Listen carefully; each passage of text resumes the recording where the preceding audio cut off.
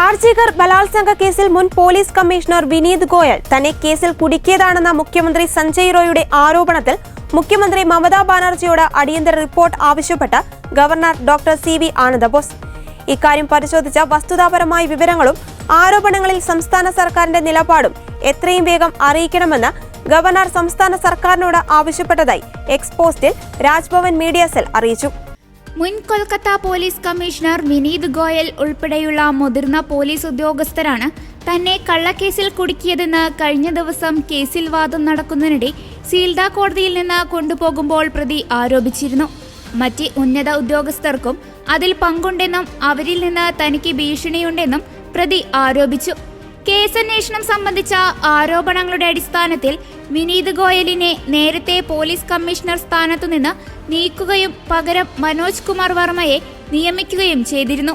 കുറ്റപത്രത്തിൽ കൂട്ടബലാത്സംഗത്തെക്കുറിച്ച് പരാമർശിക്കാത്തതിനാൽ സഞ്ജയ് റോയ് ഒറ്റയ്ക്കാണ് അക്രമം നടത്തിയതെന്നാണ് സൂചിപ്പിക്കുന്നത്.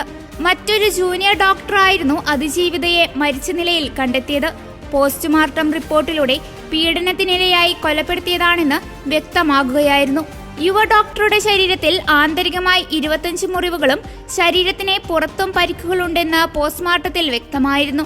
തുടർന്നുള്ള അന്വേഷണത്തിലാണ് അതേ ദിവസം പുലർച്ചെ 4:03 സഞ്ജയ് സെമിനാർ മുറിയിലേക്ക് പ്രവേശിക്കുന്നത് CCTVയിലൂടെ കണ്ടെത്തിയത്. അരമണിക്കൂറിന് ശേഷം ഇയാൾ മുറിയിൽ നിന്ന് പുറത്തേക്കിറങ്ങി. കുറ്റം നടന്ന സ്ഥലത്തു നിന്നും സഞ്ജയ് റോയിയുടെ ബ്ലൂടൂത്ത് ഹെഡ്സെറ്റും കൊൽക്കത്ത പോലീസ് കണ്ടെടുത്തിരുന്നു.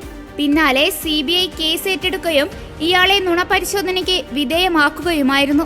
താൻ സെമിനാർ മുറിയിലേക്ക് കയറിയപ്പോൾ തന്നെ അതിജീവിത ബോധരഹിതയായിരുന്നുവെന്നായിരുന്നു സഞ്ജയ് പറഞ്ഞത്.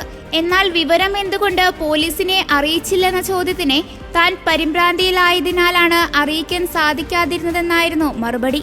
തന്നെ കേസിൽ കൊടുക്കുകയാണെന്നും സഞ്ജയ് റോയ് ആരോപിച്ചു. പിന്നാലെ നടന്ന അന്വേഷണത്തിൽ സഞ്ജയ് റോയ് തങ്ങളോട് നുണ പറയുകയാണെന്ന് CBIക്ക് വ്യക്തമായി. അതിജീവിതയുടെ മാതാപിതാക്കളെ തെറ്റിദ്ധരിപ്പിച്ചതിനും തെളിവുകൾ നശിപ്പിക്കാൻ ശ്രമിച്ചതിനും ആർജികർ മെഡിക്കൽ കോളേജിലെ മുൻ പ്രിൻസിപ്പാൾ ഡോക്ടർ സന്ദീപ് ഘോഷിനെയും CBI അറസ്റ്റ് ചെയ്തിരുന്നു.